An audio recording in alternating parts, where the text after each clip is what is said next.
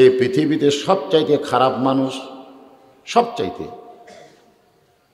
সবচাইতে খারাপ মানুষের নাম হলো হযরত ওমর। আবু জেহেল কিন্তু খারাপ মানুষ ছিল, কিন্তু ডাইরেক্ট আল্লাহ নবীকে হত্যা করতে যায় নাই, নবীকে হত্যা করার পরিকল্পনা করেছে। আর হযরত ওমর ডাইরেক্ট নবীকে হত্যা করার জন্য অস্ত্র হাতে নিয়েছে। ধরে কোন কথা ঠিক কিনা? একেবারে অস্ত্র নিয়ে সে হানফান করে চলে যাচ্ছে। রাস্তার মধ্যে একজনের দেখা হলো, নাম হলো নাইম। নাইম বলে, ওমর পাগলের মতন খোলা অস্ত্র নিয়ে কোথায় যাও? ওমর বলতেছে, বাপদাদার ধর্মের মুখে চুনকালি দিয়ে আব্দুল্লাহর ইতিম পোলা নাকি নতুন ধর্ম প্রচার করতেছে, ওরে না হত্যা করা পর্যন্ত আমার কলিজায় শান্তি নাই। নাইম মুচকি মুচকি হাসে। ওমর ফারুক বলে, হাসো কেন? বলে, হাসার কারণ হলো তুমি যাকে হত্যা করার জন্য যাচ্ছ, তোমার বোন আর ভগ্নিপতি তারই দলে ভর্তি হচ্ছে। তোমার বোন আর ভগ্নিপতি তার দলত ভর্তি হচ্ছে, এখন কি করবা? ওমর ফারুক আল্লাহ নবী বাদ দিয়ে বোন আর ভগ্নিপতিকে শায়েস্তা করার জন্য যখন যায়, হাতের মধ্যে তরবারি যেই মাত্র দরজায় দাঁড়াইছে, এমন সময় ঘরের ভিতর থেকে আল্লাহর কোরআনের কি আওয়াজ। ওয়াইজা তুলিয়াত আলাইহিম আয়াতুহু যাদাতুহুম ঈমানা ওয়া আলা রাব্বিহিম ইয়াতাওয়াক্কালুন। সেই খারাপ মানুষটা এই কোরআন, এই যে কোরআনের ওয়াজ আপনারা শুনতে এসেছেন, এই কোরআনের মাধ্যমে পৃথিবীর সবচাইতে ভালো মানুষ হয়ে গেলেন, পৃথিবীর সবচাইতে ভালো মানুষ হয়ে গেলেন। একসময় আল্লাহ তাআলা এই কোরআনের ওসিলায় সেই মানুষটাকে অর্ধ পৃথিবীর খলিফা কবুল করলেন, অর্ধ পৃথিবীর খলিফা হলেন। আল্লাহর কোরআন এমন একটা পাওয়ারফুল, আর আমরা এই বাংলাদেশে কোরআনে এমনভাবে আমরা পেয়েছি, আজকে দেখেন প্রাইমারি 2 তলা থেকে 3 তলা হয়ে যাচ্ছে। প্রাইমারি করোনার মধ্যে বন্ধ থাকলেও শিক্ষকেরা কিন্তু ঠিক মতো বেতন পাইছে, জোরে কোনো পাই নাই। মানে প্রাথমিক স্টেজে যে শিক্ষা দেওয়া হয় সেরকম একটা শিক্ষালয় হলো হাফিজি মাদ্রাসা, আবার একটা প্রাইমারি। আপনারা বলেন তো, করোনার ভিতরে হাফিজি মাদ্রাসাগুলো বন্ধ ছিল, কিন্তু হুজুরদের বেতনও কিন্তু সাথে সাথে বন্ধ ছিল, জোরে কোন কথা ঠিক কিনা? আর প্রাইমারি বন্ধ থাকলেও প্রাইমারি শিক্ষকেরা কিন্তু বেজার হয়নি, ওরা মনে মনে চাচ্ছিল করোনা আবার হয়তো ঘোষণা হবে, আবার ছুটি ঘোষণা হবে। যখন ছুটি ঘোষণা হয় ওরা খুশি হয়, কারণ বসে বেতন খাওয়া। অথচ আল্লাহ নবী বলেছেন, খায়রুকুম মান তাআল্লামাল কুরআন ওয়া আল্লামা। ওই ব্যক্তির চাইতে সম্মান এবং দামি ব্যক্তি কেউ না যে আল্লাহর কোরআন শিখেছে এবং অপরকে কোরআনের শিক্ষা দেয়। আমাদের বাংলাদেশে যারা কোরআনের শিক্ষা দেয় আর যারা আগডম বাগডম ঘডম সাজো ঢাকঢোলক ঝাঁঝর বাজো এই মিথ্যা শিক্ষা দেয়, এই দুইটার মধ্যে বর্তমানে বাংলাদেশে দাম বেশি কার? কথা কয় না, কথা কয় না। প্রাইমারির আগডম বাগডম মাস গেলে 40,000 পায়। আল্লাহর কোরআন যারা শিক্ষা দিচ্ছে তাদের বেতন লিবার গেলে তাদের টাকা আবার আদায় করে করে ভিক্ষা করে করে নেওয়া লাগে, জোরে কোন ঠিক কিনা ভাই? এই পরিবেশে আমরা কোরআনের ওয়াজ শুনতেছি, আমাদের বিষয় হলো ফাদখুলি ফি ইবাদি অদখুলি জান্নাতি। যে দাসত্বের শৃঙ্খলে নিজকে আবদ্ধ করে নিল ও যেন তখনই জান্নাতে প্রবেশ করল। এই হযরত ওমর অর্ধ পৃথিবীর খলিফা থাকা অবস্থায় আল্লাহর কোরআন যে কত পাওয়ারফুল এইটা নিজে তো বুঝতে পেরেছেন, এবং নিজে মানুষের মধ্যে কোরআনের কতটুকু আমল চলতেছে এটা সরজমিনে দেখার জন্যে ছদ্মবেশে ঘুরতে ঘুরতে একটা এলাকার মধ্যে ঢুকে পড়লেন। এলাকার মানুষজন ওমর ফারুক নিয়ে কথাবার্তা বলতেছে, খুব খেয়াল করবেন, ওমর ফারুককে নিয়ে কথাবার্তা বলতেছে। ওমর ফারুক এখন অর্ধ পৃথিবীর খলিফা হয়েছে, ওমর ফারুক এখন অর্ধ পৃথিবীর রাষ্ট্রপতি হয়েছে। কিন্তু হযরত ওমরকে আমরা কোনোদিন তার রাষ্ট্রপতির মর্যাদায় তেমনভাবে আমরা দেখি নাই। আমরা দেখি সাধারণ মানুষের চাইতেও নিজকে আরও সাধারণ মানুষের সামনে উপস্থাপন করে। সুবহানাল্লাহ। ওমর ফারুক হঠাৎ একটা জায়গায় গিয়ে থমকে গেলেন। ওই জায়গায় কতগুলো মানুষ গল্প করতেছে। যেমন একটা দেশ, যে দেশের নাম হলো ইয়ামিন, সেই দেশের একজন গভর্নর, সেই দেশের গভর্নর ওমর ফারুকের মতন চলে না। ওমর ফারুক যেভাবে দিনের বেলা রাতের বেলা মানুষের দুঃখ কষ্ট দেখে, কিন্তু সাইদ ইবনে নামের ইয়ামিনের গভর্নর, সে ওমর ফারুকের অধীনে একটা দেশের গভর্নর হলে কি হবে, কিন্তু ওমর ফারুকের মতন সে চলে না, বলেও না। ওমর ফারুক এতটুকু শোনার পরে চলে আসলেন তার আসল জায়গায়।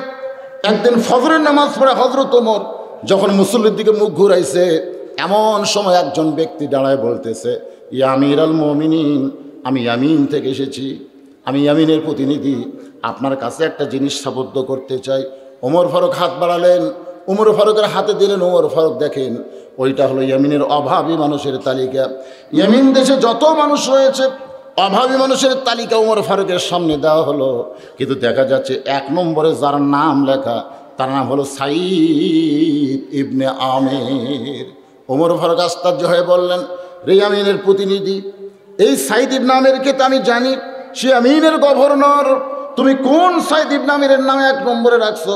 ইয়ামিনের প্রতিনিধি বলতেছে, আমিরুল মুমিনিন, আমি যাকে 1 নম্বরে রেখেছি আপনার ধারণা মতো বিশ্বাস মতো সে ইয়ামিনের গভর্নর, কিন্তু গোটা ইয়ামিন খুঁজে দেখি তার চাইতে গরিব কোনো মানুষ নাই। যেরকম সুবহানাল্লাহ। এখানে গভর্নরকে আমরা যদি প্রধানমন্ত্রী বলি আপনাদের বুঝতে সুবিধা হবে। ওমর ফারুক অহয় মানুষের জন্যে, যেরকম ভিজিএফ কার্ড আমাদের বাংলাদেশে আছে না, না ভিজিএফ কার্ড আছে না নাই, হ্যাঁ, চেয়ারম্যান মেম্বাররা কিন্তু এই জিনিসটা বাঁটে। আমার এলাকায় এরকম চেয়ারম্যান মেম্বাররা ভিজিএফ কার্ড দেয়, গরিবেরা তাদের কাছে যায়। অনেক লোক তেমন গরিব না, কিছু টাকা দিলেও আবার তার নামে কার্ড হয়, পাওয়ার কথা 10 কেজি পায় 8 শেয়ার, এরকম দেখা যায় না ভাইজান? বাংলাদেশে বন্টন হয়, কিন্তু সুষম বন্টন হয় না। ওমর ফারুক সমস্ত অভাবী মানুষের জন্যে বাইতুল মাল থেকে একটা বাজেট করলেন, আর প্রতিনিধিকে অন্দর মহলে ডাক দিয়ে বললেন, সাইদ ইবনে আমের হলেন একজন গভর্নর, আমি সাধারণ মানুষের ভিতরে মানুষের মতো তাকে আমি হাদিয়া দিবার পারি না, বরং তোমার হাতে 1000 টাকা দিলাম। এই 1000 টাকা সেই যুগের 1000 টাকা, এই টাকাটা তুমি গোপনে প্রধানমন্ত্রীর কাছে দিয়ে দিও। প্রতিনিধি এসে সমস্ত গরিবদের মধ্যে সমস্ত বন্টন করার পরে সাইদ ইবনে আমেরের কাছে গিয়ে যখন এই টাকার থলিয়া দেয়, 1 থলিয়া টাকা, যাতে লেখা আছে 1000 আশরাফি। বিষাক্ত সাপ দেখলে মানুষ যেমন ভয় করে তেমন ভয় করে সাইদ ইবনে আমের সরে গেলেন। প্রতিনিধি বলতেছে, ওই ইয়ামিনের গভর্নর, আপনি হলেন গোটা ইয়ামিন দেশে 1 নম্বর গরিব। এইটা জানার পরে খলিফাতুল মুসলিমিন হযরত ওমর আপনাকে 1000 টাকা হাদিয়া দিয়েছে, এত অভাবের ভিতরে আপনি হাদিয়া না নিয়ে আপনি কেন পিছন দিকে যান? সাইদ ইবনে আমের চোখের পানি নিয়ে বলে, আমি হলাম 1 নম্বর অভাবী, কিন্তু তুমি কি আসলে 1 নম্বরকে চিনো? তুমি আমাকে 1 নম্বর অভাবী বলতেছো, কিন্তু 1 নম্বর কি তোমার চেনা আছে? প্রতিনিধি বলতেছে 1 নম্বরকে। সাইদ ইবনে আমের বলেন 1 নম্বর হলো হযরত আবু বকর সিদ্দিক। জোরে বলেন না সুবহানাল্লাহ। আব্দুর রহমান একদিন মায়ের কাছে কাঁদতেছে, মা শুধুমাত্র শুকনা খুরমা খেজুর খাই, আমার একটু মিষ্টি খাওয়ার কি ভাগ্য হবে না? মা বলতেছে, বাজান এই মুহূর্তে মিষ্টি কেনার মতন পয়সা তোমার বাবার হাতে নেই। কিন্তু আব্দুর রহমান বারবার যখন কান্দে, মা তখন তার খাবার ভাগ থেকে কিছু বাঁচায় বাঁচায় প্রতিবেশী একটা মহিলার কাছে 1 দিরহামে বিক্রি করে যে আবু বকরের হাতে দেয়। আবু বকর চমকে গিয়ে বলতেছে, এই 1 দিরহাম তুমি পাইলা কোন জায়গায়? বলে, আপনার ছেলে আব্দুর রহমান মিষ্টি খাবে, এই জন্য আজকে কয়েকদিন হলে কম খায়া খায়া তার ভাগের জিনিসটা যেটুকু বাঁচছে ওইটা প্রতিবেশী একটা মহিলার কাছে 1 দিরহামে বিক্রি করে। আপনারা দিলাম 1 দিরহাম দিয়ে একটু মিষ্টি কিনে আমার সন্তানকে খাওয়ান। হযরত আবু বকর সন্তান আব্দুর রহমানকে ধরে নিয়ে গেলেন বাইতুল মালের দরজায়, চিৎকার করে বললেন, রে বাইতুল মালের সদস্যরা, আমাকে প্রতি সপ্তাহে 10 দিরহাম করে তোমরা হাদিয়া দাও, কিন্তু তোমরা দেখো আর 10 দিরহাম লাগবে না, আমার 1 দিরহাম বাইসে গেছে, 1 দিরহাম আমি আবার ফেরত দিয়ে দিলাম। আব্দুর রহমান কান্দের বলে, বাবা এই 1 দিরহাম তো বাঁচে নাই, আমি কম খায় খায় মিষ্টি খাওয়ার আশায় জমাইছি। আবু বকর কবলে চুমা দিলে, বেটা রে, বাল তুসিরুনাল হায়াতাদ দুনিয়া ওয়াল আখিরাতু খায়রুন ওয়া আবকা। এই তুচ্ছ দুনিয়ার মিষ্টি লাগবে না, বরং সুন্দর করে আমল করো, আহসানু আমালা, যে আমলের পরীক্ষা আল্লাহ নেবে, আখিরাত আল্লাহ তোমার জন্য সুন্দর বানায় দিবে। ধরে কেন সুবহানাল্লাহ। সামান্য কয়দিনের দুনিয়ায় তোমার মিষ্টি লাগবে কেন? ওয়ালা তাস্তাহি আনফুসুকুম, তুমি জান্নাতে যাও, ফাদখুলি ফি ইবাদি ওয়াদখুলি জান্নাতি, তুমি জান্নাতে যাও, তুমি যা চাইবা আল্লাহ তোমাকে তাই দিয়ে দিবে। জোরে কর সুবহানাল্লাহ। আজ কয়েকদিন হলে কম খায় খায় মিষ্টি খাওয়ার জন্য একটা দিরহাম যেমন জমাইছো, আমি বাবা হয়ে তোমাকে নসিহত করলাম যতদিন বাঁচবে দুনিয়ায় আর বেশি খাইতে পারবা না। মিষ্টি খাওয়ার জন্য যদি একটা দিরহাম জমাতে পারো তাহলে জান্নাতের জন্য কষ্ট করতে পারবা না। জোরে কোন কষ্ট করার দরকার আছে না নাই? সাইদ ইবনে আমের বলে, দেখো খলিফাতুল মুসলিমের হয়তো আবু বকরের সন্তান মিষ্টি খাবার চাইছিল, তার এই অবস্থা। আর আমি শতভাবের মধ্যে থাকলেও আমার নামটাই 1 নম্বরে রাখছো। হযরত উমর আমাকে 1000 টাকা দিয়েছে, আমি সেই টাকা গ্রহণ করব? ইতিমধ্যে আল্লাহর কোরআন এসে বলতেছে, আতিউল্লাহ ওয়া আতিউর রাসূল ওয়া উলিল আমরি মিনকুম, আল্লাহর আনুগত্য করো, নবীর অনুসরণ করো, তোমাদের আমিরকে তোমরা মানো। আল্লাহর কোরআন মানতে গিয়ে সাইদ ইবনে আমের 1000 টাকার থলিয়া নিলেন, এইটা গরিবের মধ্যে বন্টন করে দিয়া তিনি আবার নিজের বাড়িতে চলে গেলেন। পরের বছর ওই প্রতিনিধি হয় মানুষের তালিকা হযরত ওমরের সামনে পেশ করলেন। ওমর ফারুক তালিকা খুলেই দেখলেন 1 নম্বরে সাইদ ইবনে আমেরের নাম। ওমর ফারুক বললেন, গত বছর এই সাইদ ইবনে আমেরের জন্য 1000 আশরাফি তোমাকে দিয়েছিলাম, তুমি কি তারে দেও নাই? বলে, আমির আল মুমিনিন তাকে দিয়েছি ঠিকই, তবে নিজের জন্য গ্রহণ করে নাই, জনগণের মধ্যে বন্টন করে নেতা শান্তি পায়। সুবহানাল্লাহ। নিজের জন্য গ্রহণ করে নাই, জনগণের মধ্যে বন্টন করে নেতা শান্তি পায়। তো নেতা যদি জনগণের মধ্যে বন্টন করে শান্তি পায়, সেই নেতাকে তো ভোট কেনার কোনো দরকার নাই। যখন ভোট কেনার দরকার আছে, কোনো দরকার নাই। এখন আমরা অনেক লোক না বুঝা মিছিলে বলে থাকি, শান্তি যদি পাবার চাও অমুক মার্কায় ভোট দাও। আমি সেদিন একজনকে বলেছি, ভাই এটা বলা হলো সম্পূর্ণ সেরেকি।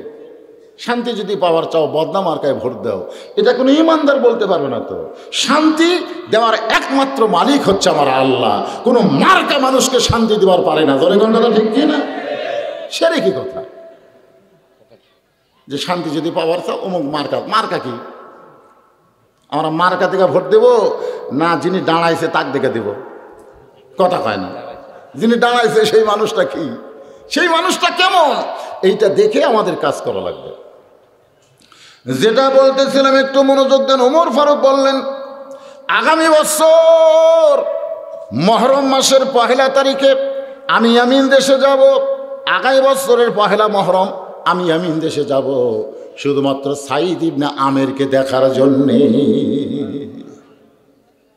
যে গভর্নর হওয়ার পরেও অভাবীর তালিকায় 1 নম্বরে থাকে, দুনিয়ার জন্য গ্রহণ করে না, সব কিছু আখিরাতের জন্য করে, এই মানুষটাকে দেখার জন্য আমি ওমরই যাব।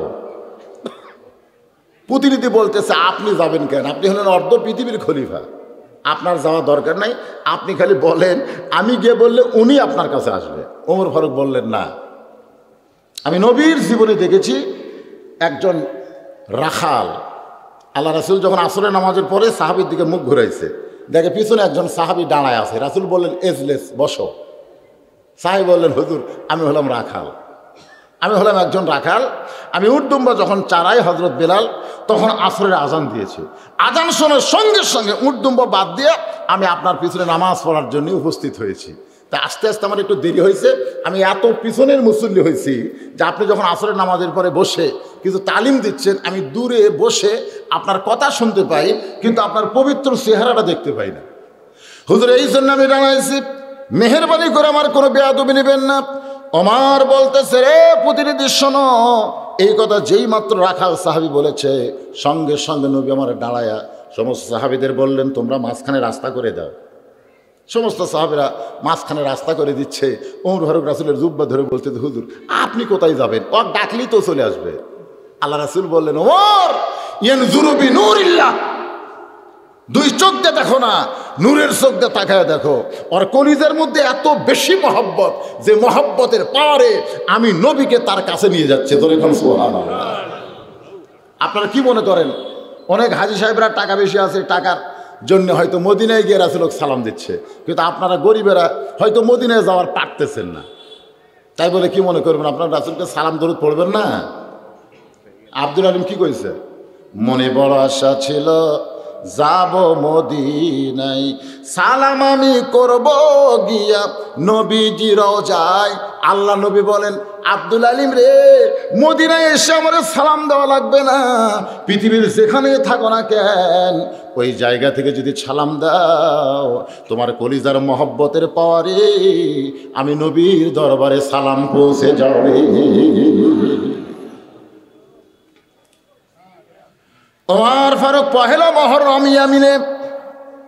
ইয়ামিনের জনগণ খুশিতে বাকবাক হয়ে গেছে, কারণ আল্লাহ নবী বলেছেন আমার পরে কেউ নবী হবে না, আমি হলাম সবচাইতে শেষ নবী। আল্লাহ কোরআনেও বলেছেন, মা কানা মুহাম্মাদুন আবা আহাদিম মির রিজালিকুম ওয়ালাকিন রাসূলুল্লাহি ওয়া খাতামান নাবিয়্যিন। তবে আমার পরে কেউ যদি নবী হতো, আল্লাহ রাসূল কিন্তু এখানে একটা কথা বলেছে, আমার পরে কেউ যদি হতো লাও কানা ওমর, আল্লাহ ওমরকে নবী বানায় দিত। এই কথা বলি কিন্তু রাসূল চুপ থাকা দরকার ছিল, কিন্তু এই কথা বলে রাসূল চুপ থাকেন নাই। রাসূল বলেছেন নবুয়তের দরজা বন্ধ হয়েছে বলে ওমর নবী হওয়ার পারল না, তবে নবী হওয়ার সব যোগ্যতা আল্লাহ হযরত ওমরকে দান করেছে। এই যে কোরআন শরীফ আমরা পড়ি, এই কোরআনের 23টা আয়াত, কয়টা আয়াত? 23টা আয়াত আল্লাহ তাআলা শুধুমাত্র হযরত ওমরের শানে নাজিল করেছে। জোরে কোন সুবহানাল্লাহ। তাহলে সেই মানুষ যাচ্ছে ইয়ামিনের জনগণ খুশিতে বাকবাক, আয় হায় ওমর আসতেছে ইয়ামিন দেশে। বিশাল একটা টেজ করা হয়েছে, ওই টেজের উপরে হযরত ওমর উঠেছে, আর হাজার হাজার মানুষ সবাই দাঁড়িয়ে আছে, কেউ বসে নাই, কারণ যতক্ষণ ওমর ফারুক না বসবে ততক্ষণ তারা বসতে পারে, সবাই দাঁড়িয়ে আছে। ওমর ফারুক মঞ্চে গিয়ে দেখলেন চেয়ার মাত্র একটা। জোরে কোন কয়টা? একটা চেয়ার দেখার পরে হযরত ওমর না বসে বললেন, রে ইয়ামিনের জনগণ, আমি তো তোমাদেরকে দেখার জন্য আসি নাই, আমি তোমাদের প্রধানমন্ত্রী হযরত সাইদ ইবনে আমিরকে এক নজর দেখতে চাই। তোমরা এখানে হাজার হাজার জনগণ এসেছো, আমি কি তোমাদের জন্য এসেছি? আমি মদিনা থেকে সাইদ ইবনে আমিরকে দেখার জন্য এসেছি। এই ইয়ামিনের প্রধানমন্ত্রী সাইদ ইবনে আমির, তুমি কোথায়? হাজার হাজার জনগণের মাঝখান থেকে এইভাবে দুইটা হাত তুলে বললেন, ইয়া আমির আল মুমিনিন, আমি জনগণের মাঝখানে দাঁড়িয়ে আছি। যেই বলছে আমি জনগণের মাঝখানে দাঁড়িয়ে আছি, ওমর ফারুকের চোখ দিয়ে পানি পড়লো যে বর্তমান প্রধানমন্ত্রীরা সাবেক না, বর্তমান প্রধানমন্ত্রী যদি জনগণের মাঝে দেখা যায়, যখন কার মাঝে? জনগণের। আমরা যখন প্রধানমন্ত্রী হই না, সাবেক থাকি, তখন হয়তো জনগণের মাঝে যাই, তোমাকে একটু ভোট চাই। জোরে কোন কথা ঠিক কিনা? ভোটের আগে আর ভোটের পরে দুইটা কি সমান? যারা ভোট পায়নি তারা সাবেক হয়ে গেছে, আর যারা ভোট পাচ্ছে তারা বর্তমান হবে। জোরে কোন কথা ঠিক কিনা? তো সাইদ ইবনে আমির কি সাবেক না বর্তমান? তো বর্তমান প্রধানমন্ত্রী নেতাদের মাঝখান থেকে যদি হাত তোলে তাহলে বোঝা যাবে উনি আলাদা কিছু হয় নাই, উনি জনগণেরই মাঝখানে রয়েছে। জোরে কোন কথা ঠিক কিনা ভাই? ওমর ফারুক বললেন, রে সাইদ ইবনে আমির, তুমি জনগণের মাঝখানে দাঁড়িয়ে আছো কেন? আমি তোমাকে এক নজর দেখার জন্য মদিনা থেকে আইছি। ভাই আসো তুমি টেজের উপরে, আমরা দুইজন মিলে একসঙ্গে, আগে হবে সালাম, তারপরে মুসাফা, তারপরে কোলাকুলি। সুবহানাল্লাহ বল।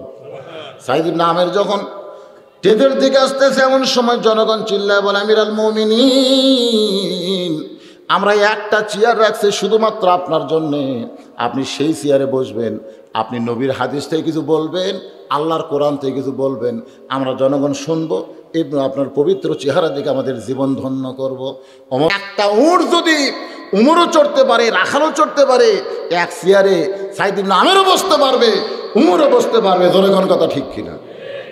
জনগণেরা দেখতেছে না, এত কিছু করার পরে হযরত ওমর যখন তাকে টেজের কাছে নিয়ে গেছে, এমন সময় সমস্ত জনগণ চিল্লায় বলে, আমির আল মুমিনিন, আমাদের প্রধানমন্ত্রীকে আপনি মহব্বত করে আপনার কাছে টানতেছেন, কিন্তু আপনি তো জানেন না ওই প্রধানমন্ত্রীর বিরুদ্ধে আমাদের 4টা অভিযোগ রয়েছে।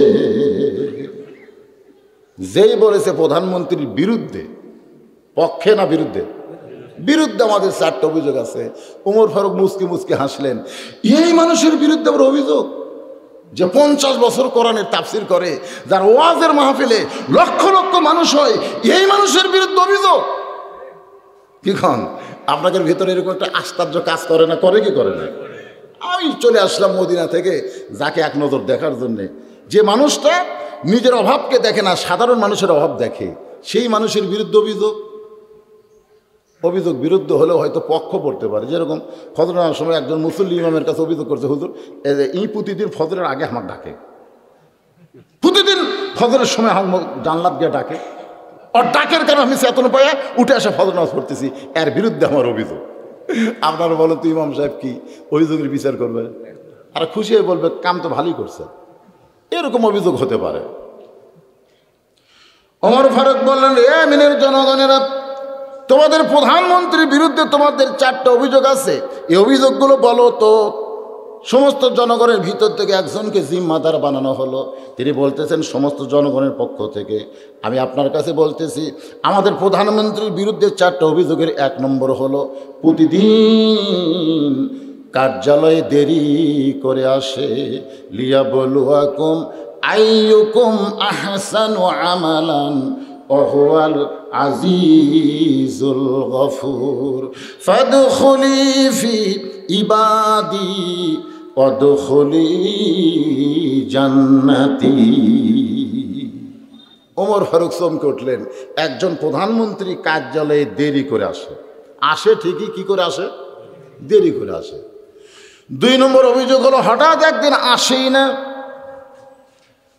2 নম্বর অভিযোগ হলো কার্যালয়ে হঠাৎ একদিন আসেই না। 3 নম্বর অভিযোগ হলো কার্যালয়ে কাজ করতে করতে আমাদের প্রধানমন্ত্রী বেহুশ হয়ে পড়ে যায়। 4 নম্বর অভিযোগ হলো রাত্রিবেলা দরজা বন্ধ করে এমন ঘুমায়, আমরা শত বিপদে ডাকাডাকি করলেও আমাদের প্রধানমন্ত্রী কোনোদিন দরজা খোলে না। মারাত্মক 4টা অভিযোগ।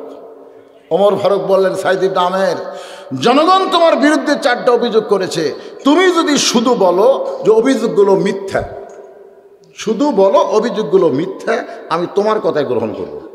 কারণ এখন পর্যন্ত মদিনা থেকে এসেছি তোমার জন্য, তোমার মহব্বত আমার গোটা কলিজা ভরা। তুমি শুধু বলো অভিযোগগুলো মিথ্যা।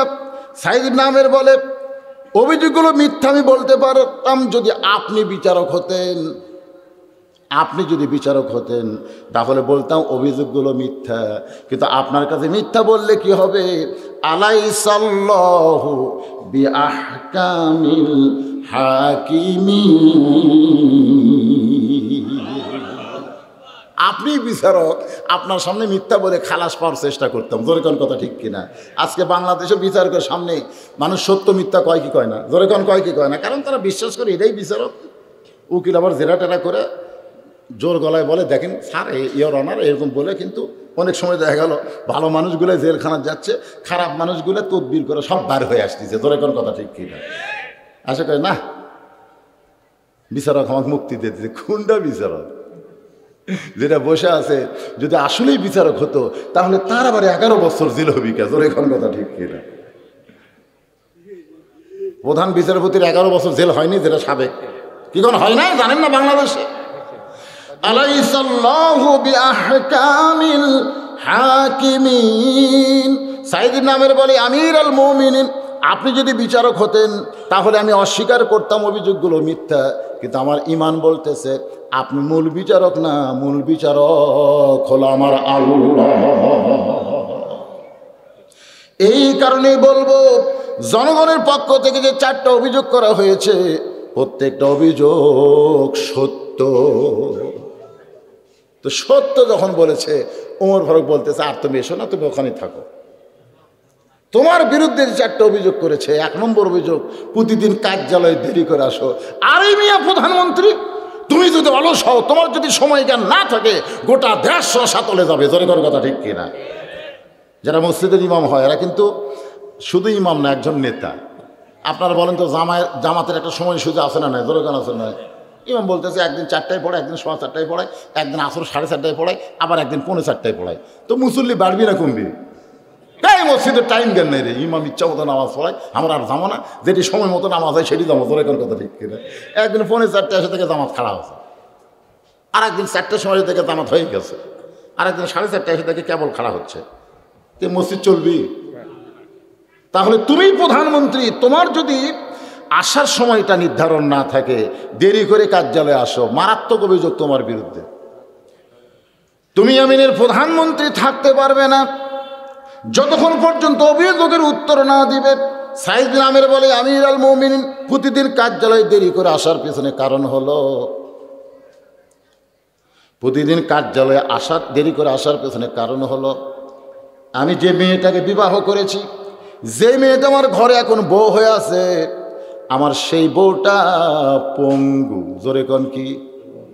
একটা পঙ্গু মেয়েকে বিয়ে করার পেছনে কারণ হলো আমি যখন যুবক ছিলাম, ওই যুবক অবস্থায় রাস্তা দিয়ে হাঁটতেছিলাম, হঠাৎ দেখি চৌরাস্তার মোড়ে একটা মুরব্বি দাঁড়িয়ে দাঁড়িয়ে কাঁদতেছে। আপনারা বলেন তো, কোনো মুরব্বি যদি দাঁড়িয়ে দাঁড়িয়ে কাঁদে তাহলে একজন যুবক মানুষ তার কাছে যাওয়ার দরকার আছে না নাই? বর্তমানে আমাদের যুবকদেরকে যে শিক্ষা দেওয়া হয়েছে, এই শিক্ষায় কি মুরব্বির কাছে যাবে? এই শিক্ষায় মুরব্বির কাছে যাবে না, বরং তারা মুরব্বিদের ইনসাল্ট করবে। কিন্তু সাইদ ইবনে আমের বলে মুরব্বির কান্না দেখে আমি তার কাছে গিয়ে সালাম দিয়ে বললাম, বাবা এই চৌরাস্তার মোড়ে দাঁড়ায় আপনি কেন কাঁদতেছেন? মুরব্বি বলতেছে, তোমার রাস্তায় তুমি চলো, আমার কান্না দেখার তোমার দরকার নাই। আমি তখন আরও সাপটে ধরে বললাম, বাবা কী জন্য কান্দো একটু জানতে চাই। বলে আমার কান্দার কারণ হলো আমি একটা কন্যা সন্তানের বাবা হয়েছি, আমি একটা কন্যা সন্তানের বাবা হয়েছি। সাইদ ইবনে আমের বলে আল্লাহ নবী বলেছেন, কেউ যদি একটা কন্যার বাবা হয় সে যেন একটা কন্যার বাবা নয়, জান্নাতের মালিক আল্লাহ দিয়ে দেয়। তাহলে একটা কন্যার বাবা হয়ে আপনি রাস্তায় কেন কাঁদতেছেন? মুরব্বী বলে, রে যুবক, আমার কন্যাটা এখন বিবাহের বয়স হয়ে গেছে, কিন্তু বিবাহের বয়স হইলে কি হবে? আমার মেয়েটা পঙ্গু, হাত দুলা তার পাও লুলা, কিন্তু সেই যুবতী মেয়েকে আমি বিয়ে দিব, আমার সেই পঙ্গু লুলা মেয়েকে কে বিয়ে করবে? এদিন রাস্তায় দাঁড়িয়ে দাঁড়িয়ে আমি কান্দি। কেউ যদি আমার পঙ্গু মেয়েকে বিয়ে করতে চায় তাহলে আমার কান্না বন্ধ হবে। আমি তখন মাথায় হাত দিয়ে বললাম, মুরব্বি আপনি যদি রাজি থাকেন আপনার পঙ্গু মেয়েকে আমি বিবাহ করতে রাজি হয়েছি। সাইদ ইবনে আমের বলেন, আমির আল মুমিনিন অসহায় বুড়োটার মুখে হাসি ফোটানোর জন্যে আমি তার পঙ্গু মেয়েকে বিয়ে করলাম, কিন্তু মেয়েটা হাতে পঙ্গু পায়ে পঙ্গু হলে কি হবে? তার পেটটা বড় রহমত আল্লাহ, ধরে কারণ সোহান আল্লাহ, পেটটা খুব ভালো। আমার বিয়ে করার 5 বছরে আল্লাহ 3টা সন্তান আমাকে দান করেছে। তার মানে হাত পাও না চললে কি হবে, পেট ঠিক আছে। 5 বছরে 3টা হয়েছে। আল্লাহ বলেছে, ইন্নামা আমওয়ালুকুম ওয়া আওলাদুকুম ফিতনা, তোমাদের সম্পদ আর সন্তান হলো তোমাদের বিপদের কারণ। বেশি সম্পদ হলো বিপদ, আবার বেশি সন্তান হলো বর্তমান যুগে বিপদ আছে। জোরে করে আছে না নাই? আর একটা সন্তান কমপক্ষে 2 বছর দুধ পান করবে। কোনো জায়গায় আছে 30 মাসের কথা আছে, তো 2.5 বছর যদি দুধ পান করে তাহলে 5 বছরে 3টা হলে কোনটার দুধ কে পান করলো দেখেন তো, হিসাব করে। অনেকে আছে 1 বছর পরে আর একটা হয়, এরকম আছে না নাই? তাহলে আগেকারটাই তো 2.5 বছর পাওনা আছে। তুমি তার দুধ খাওয়ার মধ্যে আর একটা খাবার জন্ম দাও তো বিপদ হয়ে গেল। এই জন্য অস্থায়ী পদ্ধতি, স্থায়ী না, অস্থায়ী পদ্ধতি আলেম ওলামারা জায়েজ করছে। অন্তত 2.5 বছর 3 বছর পর পর একটা করে নেওয়া দরকার। বছর বছর একেবারে কি 5 বছরে 3টা সন্তান আল্লাহ আমাকে দান করেছে, কিন্তু আমার বউটা পঙ্গু লুলা, আমার বাড়িতে কোনো কাজের মানুষ নাই, আমি নিজেই কাজ কাম করি, নিজের সন্তান পেশাব পায়খানা পরিষ্কার করে, আমার বিবিটাকেও পেশাব পায়খানা করানোর পরে আমি জবের আটার খামি দিয়ে যে রুটি বানাই, এই রুটি তৈরি করে রুটিটা ভাইজা আমার সন্তান বিবিদেরকে খাওয়াইতে খাওয়াইতে আমার দেরি হয়ে যায়। আমি ইচ্ছা করে কোনোদিন দেরি করে আসি না, অলসতা করে আমার দেরি হয় না, এই সকল সাংসারিক কাজ কাম করতে আমার দেরি হয়ে যায়। হাজার হাজার জনগণ কান্দের বলে, আমির আল মুমিনিন আমাদের প্রধানমন্ত্রীর বাড়িতে এমন একটা বিপদ, তিনি নিজের কাজ নিজেই করেন, সেই কারণে আসতে দেরি হয়। এইটা যদি আমরা আগে জানতাম তাহলে 1 নম্বর আমরা কোনোদিন আপনার সামনে বলতাম না।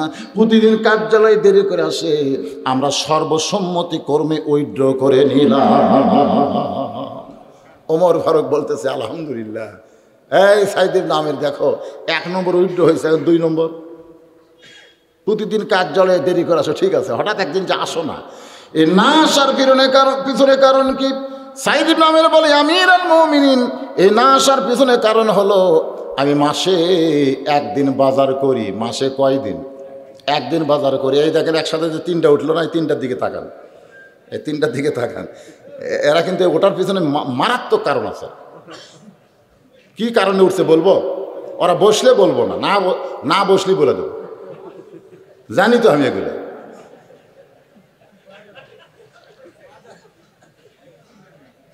শোনেন, আমরা কিন্তু অ্যানালগ। আমরা যখন জন্মগ্রহণ করছি তখন কিন্তু আমাদের মায়ের কষ্ট হচ্ছে। এই যে গানটা আমরা গাই, কি বলবো প্রসবের কথা, মা বিনে সেই ব্যথা কেউ তো বুঝিবে না, মাজন ঠেকিয়া সন্তানের দায়, অকালে মা মারা যায়, কেন সে মায়ের ভক্তি করবা না, এমন দরদি ভবে কেউ হবে না আমার মা। আচ্ছা, এই গান যে লিখছে, এখন যে হারে সিজার চলতেছে, এখন যে হারে সিজার, আমাদের এলাকার এক অটো ভ্যান চালায়, ওর বইয়ের বাচ্চা হবে সিজার করে। তোর এখন কী করে? আমার কাছে যে বলতেছে, হুজুর হঠাৎ আটকে গেলাম। কিন্তু হঠাৎ আটকে ধর কারণ কি? বলে বউরে সিজার করা লাগবে, টাকা নেই 5,000। তুই ভ্যান চলে খাস, তোর বউ সিজার করা লাগবে কে? পেটত বাচ্চা আসার সময় আমার পেটত হাত দেখছে, ওয়াদা করো। আমি কিন্তু ওই দিক দিয়ে বের করবো না, কাটিয়ে বের করবো। তুমি কি কর?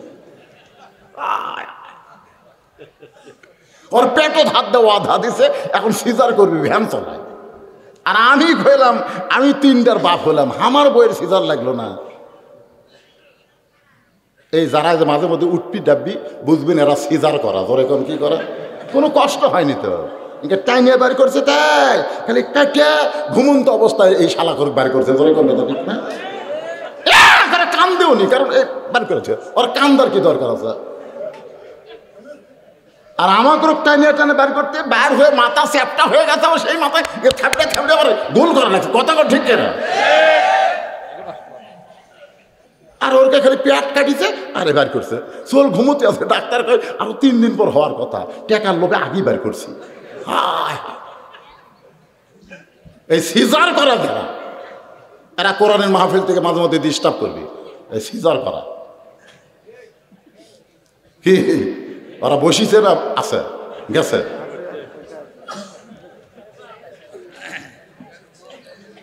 কি মনে কষ্ট নিচ্ছেন? একটু মনোযোগ দিয়ে শুনবেন। সাইদ ইবনে আমের বলতেছে, আমির আল মুমিনিন হঠাৎ একদিন কার্যালয়ে আসি না। এ না আসার পিছনে কারণ হলো, আমি প্রতি মাসে একদিন বাজার করি। প্রতি মাসে কয়দিন বাজার করার পরে আমি যে পোশাক পরে কার্যালয়ে আসি, জনগণের সামনে এই একটা পোশাক ছাড়া আমার আর দ্বিতীয় কোনো পোশাক নাই যে পোশাক পরে কার্যালয়ে আসা যায়। এই একটা মাত্র পোশাক, যেই পোশাক পরে কার্যালয়ে আসি, উমরের চোখটা দর দর করে পানি পড়তেছে। বাজান গো, আল্লাহর কোরআন মানুষকে কত সুন্দর বানায় দেয়, সুবহানাল্লাহ বলে। এই পোশাকের একটা ওয়াজ আছে ওমর ফারুকের জীবনে। জুমার দিনে যখনই খুতবা দিবে এমন সময় মাঝখান থেকে একজন সাহাবী দাঁড়িয়ে বলতেছে, আমির আল মুমিনিন আপনার খুতবা শোনা জায়েজ নাই, আপনার খুতবা শোনা জায়েজ নাই। ওমর ফারুক চমকে গেলেন, কি কারণে আমার খুতবা শোনা জায়েজ নাই? ওই লোকটা বলতেছে, আমির আল মুমিনিন আমাদেরকে খাটো পাঞ্জাবি দিয়া আর আপনি লম্বা জুব্বা পরে খুতবা দিবেন।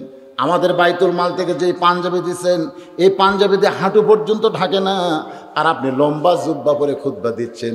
এই লম্বা জুব্বার কাহিনী যতক্ষণ না বলবেন ততক্ষণ আপনার ওয়াজ আমরা শুনব। আজকে যদি আপনারা এমপিদেরকে বলেন যে এমপি সাহেব ভোট দিলাম, এমপি হলেন, 4 বছর হয়ে গেল, আমাকে রাস্তা কেন না হলো না, যতক্ষণ রাস্তার কথা না বলবেন ততক্ষণ আপনার কোনো ভাষণ আমরা শুনবো না। এমপি সাহেব কি ভাষণ দিবি? রাগ করে বলবে, দিবার চাইছিলাম দিলাম না। আর যদি সেইরকম হয় পুলিশদেরকে একটু ইশারা করবি, যে লোক মারতে যাক সাইজ মারবি। ধরে কোন কথা ঠিক কিনা? ওমর ফারুক অর্ধ পৃথিবীর খলিফা, তিনি বলতে পারেন, এই এটা কে রে? এই তোরা খাটো বলে থাক, ন্যাংটা হয়ে থাক, আমি লম্বা জুব্বা পড়ছি, তোদের বাজে কোন জায়গা? এ কত ওমর ফারুক বলছেন। ওমর ফারুক ছোট বাচ্চার মতন কাঁদতেছেন। এমন সময় 6 লক্ষ হাদিসের হাফেজ আব্দুল্লাহ ইবনে ওমর বাবার পাশে দাঁড়িয়ে বলতেছে, রে নবীর সাহাবীরা, আমি কিন্তু বাবার পক্ষে না, আমি তোমাদের পক্ষ নিলাম। আসলেই তাই, তোমাদেরকে খাটো পাঞ্জাবি দিয়ে আমার বাবা লম্বা জুব্বা কোথায় পাইছে অবশ্যই আমাদের জানার অধিকার আছে। জোরে কারণ আছে না নাই? তার মানে তুমি যে লোকমা দিয়েছো সেই লোকমার সাথে আমি আব্দুল্লাহ আমার বাবার পক্ষে না তোমার পক্ষ হয়ে গেলাম। ওমর ফারুক বলে, আব্দুল্লাহ রে, আমি লম্বা জুব্বা কোথায় পাইলাম? এটা সাধারণ মানুষ না জানলেও তুই তো বলতে পারিস বাবা। আব্দুল্লাহ বলতেছে, সাহাবীরা রে, দুনিয়ার সবাই যখন ঘুমাইয়াছিল এমন সময় আমার বাবা আমার দরজায় গিয়ে ডাকতেছে, আব্দুল্লাহ আব্দুল্লাহ। আমি চমকে গেলাম, এত রাত্রে বাবা কেন ডাকতেছে? দরজা খুলে তাকায় দেখি বাবা একটা পাঞ্জাবি নিয়ে দাঁড়ায় আছে। আমি খুশি হয়ে বললাম, বাবা বাইতুল মাল থেকে একটা পাঞ্জাবি দিয়েছে, আবার আর একটা পাঞ্জাবি আমাকে দিয়ে বেড়াইছেন। খলিফার বেটা হলে দুইটাই পাওয়া যায়। ওমর ফারুক চোখের পানি নিয়ে বলতেছে, পাগল তুই কি জানিস না, ওয়াইযা হাকামতুম বাইনান নাস আন তাহকুমু বিল আদল, মানুষের মধ্যে কাউকে যখন নেতৃত্ব দেওয়া হয় সেই নেতা নিজের ইচ্ছা মতো চলবে না, নেতাকে চলতে হবে আল্লাহর আইন মতো। বলে কন্যা সুবহানাল্লাহ। তাহলে গভীর রাত্রে এই পাঞ্জাবি নিয়ে কেন দাঁড়ায় আছেন? ওমর ফারুক বললেন, বেটা এই পাঞ্জাবি আমার ভাগে পড়েছে, কিন্তু আগামীকাল জুমার দিনে এই খাটো পাঞ্জাবি পরে আমি খুতবা দিব। মানুষ কিন্তু মুসল্লির পোশাক খুব একটা দেখে না, কিন্তু ইমামের পোশাক সবাই তাকায় থাকে। ধরে কোন কথা ঠিক কি না? বাজান আমার হাঁটু বার হয়ে যাবে, এই খাটো পাঞ্জাবি গায়ে কেমনে খুতবা দিব? তাই তোর পাঞ্জাবিটা আমাকে একটু দান করে দে বাজান, তোরটার আমারটা মিলে আমি একটু লম্বা জুব্বা বানাবার চাই। আব্দুল্লাহ বলে, তাকায় দেখো, তোমাদের পরনে খাটো পাঞ্জাবি হলো, তোমরা নতুন পোশাক পরে মসজিদ আইছো, কিন্তু আমার পরনে নতুন কোনো কাপড় নাই।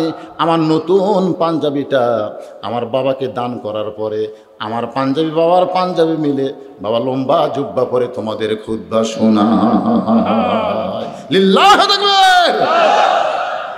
ওমর ফারুক বলে, সাইদ ইবনে আমের বলো। সাইদ ইবনে আমের বলতেছে, মাসে একদিন বাজার করি। ইয়া আমিরুল মুমিনিন, আপনি মনে করেন না যে বাজারে গিয়ে আমি লম্বা সময় ব্যয় করি? মাসে একদিন বাজার করি তাই বলে মনে করেন না যে বাজারে গিয়ে আমি লম্বা সময় ব্যয় করি। কারণ রাসূল বলেছেন, পৃথিবীর সবচাইতে খারাপ জায়গা হলো চান্দাইকোনা বাজার। জোরে কোন কথা ঠিক কথা কোন না কেন? আর পৃথিবীর সবচাইতে ভালো জায়গা হলো আল্লাহর ঘর মসজিদ। আপনাকে চান্দাইকোনা মসজিদ আছে না নাই? আবার বাজার আছে না নাই? আপনারা বলেন তো কোন জায়গার মধ্যে গেলে আপনারা ঘড়ি দেখেন? আপনার কোন দিন বাজারত ঘড়ি দেখছেন? চাষটলে কিন্তু ঘন্টার পর ঘন্টা, এখন খালি ভোটের গল্প। যখন তাফসিল আপনার তো ভোট হয়ে গেছে, আপনার বেঁচে গেছেন। যে এলাকার ভোট কেবল শুরু হলো, এলাকার কতগুলো মুরব্বী কিন্তু সকাল 7টায় চা খাবার কোনো দিনও যায় না, কিন্তু ভোটের তাফসিল ঘোষণা হওয়ার পরে ওরাই সকাল 7টায় একটু চা স্টলের একটু সাইডে বসে আছে। মেম্বার প্রার্থী যায় সালাম দেয়, চাচা আসসালামু আলাইকুম। মাথা তুলে বলতেছে, বাবা ভোটার ডাল আছে নাকি? চাচা কীভাবে জানলেন? ওই এখন যারাই সালাম দিবি আমাকে সন্দেহ হচ্ছে, হয় চেয়ারম্যান না হয় মেম্বার। এই মুহূর্তে ভোটের তফসিল ঘোষণা হওয়ার পরে সবচাইতে বেশি সালাম কারা দেয়? কথা বুঝতেছেন না? মেম্বার চেয়ারম্যান কিন্তু যাকে তাকে সালাম দিচ্ছে। তো চাচা দোয়া করবেন। চাচা বলতেছে খালি খালি। তখন ভাস্তা বলতেছে, এই শোনো, মেম্বার প্রার্থী বলতেছে আমার চাচাকে 2টা বিস্কুট দাও আর 1 কাপ চা দাও। চাচা বলতেছে, একদিন খাইয়ে কি হবে? একদিন খাই কি হবে? না খাওয়াই ভালো। তার মানে ভোট হওয়া পর্যন্ত খাবি। তখন চালাকে বলতেছে, আগামী 5 তারিখে 5ই জানুয়ারিতে ভোট হবে, এই 5ই জানুয়ারি পর্যন্ত চাচা যা খাবি তাই দিবে। যে কয়টা মেম্বার দাঁড়াচ্ছে প্রত্যেকটা মেম্বারের কাছ থেকে একই কায়দায় খাওয়া শুরু করছে। যে কয়টা চেয়ারম্যানরা আছে একই কায়দায় খাচ্ছে। আমি আপনাদের কাছে শোনাই যে আনতুআদ্দুল আমানাতে ইলা আহলিহা, এই আয়াতের তাফসীর পড়ে দেখেন, আপনি যাকে ভোট দেবেন ভোট দেওয়ার আগে তার কাছ থেকে 1টা টাকা 1টা পয়সা যদি আপনি খান তাহলে বুঝবেন আপনি হারাম খেয়েছেন, আপনি জাহান্নামে হয়ে গেছেন, আপনি গোলামীর আবদ্ধতার মধ্যে নাই। ফাদখুলি ফি ইবাদি, যদি আপনি আবদ্ধতার মধ্যে থাকতে চান তাহলে যাকে ভোট দেবেন ভোটের আগে তার কাছ থেকে 1 কাপ চা খাওয়া আপনার জন্য কি জোরে খান। আর যারা দাঁড়াছেন আমি বলবো, জনগণকে 1টা টাকাও আপনার খিলাবেন না, 1টা টাকাও খাওয়াবেন না। খাওয়াবেন কেন? ভোট তো তার আমানত, সে দিবি। যেটা বলতেছেন আমি একটু খেয়াল করবেন। সাইদ ইবনে আমের বলতেছে, আমিরুল মুমিনিন, আপনি মনে করেন না মাসে একদিন আমি যে আসি না, এ না আসার পিছনে কারণ হলো আমি বাজারকে ঘন্টার পর ঘন্টা সময় ব্যয় করি না। কারণ আমি জানি দুনিয়ার সবচাইতে খারাপ জায়গার নাম কি? বাজার। আর সবচাইতে ভালো জায়গা হলো আল্লাহর ঘর, মসজিদ। আমি খুব তাড়াতাড়ি বাজার করে বাড়িতে আসার পরে আমার এই মোটা কাপড়টা যেটা পরে আপনার সামনে দাঁড়ায় আছি, এই কাপড়টা আমি খাইসা দিই মাসে কয়দিন? মাসে একদিন আমি খাইসা দিই। কিন্তু এই মোটা কাপড়টা শুকাইতে আমার সারা দিন চলে যায়। এই একটা মাত্র কাপড় ছাড়া আমার আর কোনো কাপড় নাই যে কাপড় পরে আমি কার্যালয়ে আসতে পারি। আমিরাল মুমিনিন, কাপড় খাইসা দেয়া ভিজা কাপড় পরা, আল্লাহ নবী বলেছেন ভিজা কাপড় কোনো সময় যদি বাড়িতে পরতে পারো পারবে, কিন্তু ভিজা কাপড় পরে জনগণের সামনে দাঁড়ানো যাবে না। কারণ ভিজা কাপড় পরলে কাপড় পরা লাভ নাই, ভিতরে জিনিসগুলো সব বাহির থেকে আন্দাজ অনুমান বোঝা যায়, যায় কি যায় না? আপনি যদি সাদা লুঙ্গি পরে হঠাৎ বৃষ্টি আসে, বৃষ্টি যদি আপনার লুঙ্গি ভিজা যায়, আপনার ভিতরে যা আছে বাইরে থেকে বোঝা যাবে না? কথা কারণ যাবে কি যাবে না?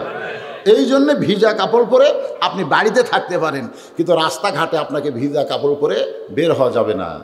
কারণ ভিতরের অঙ্গ প্রত্যঙ্গ যে কাপড় দিয়ে ঢাকে, ওটা বৃষ্টি হলে আবার বাহির থেকে প্রকাশ হয়।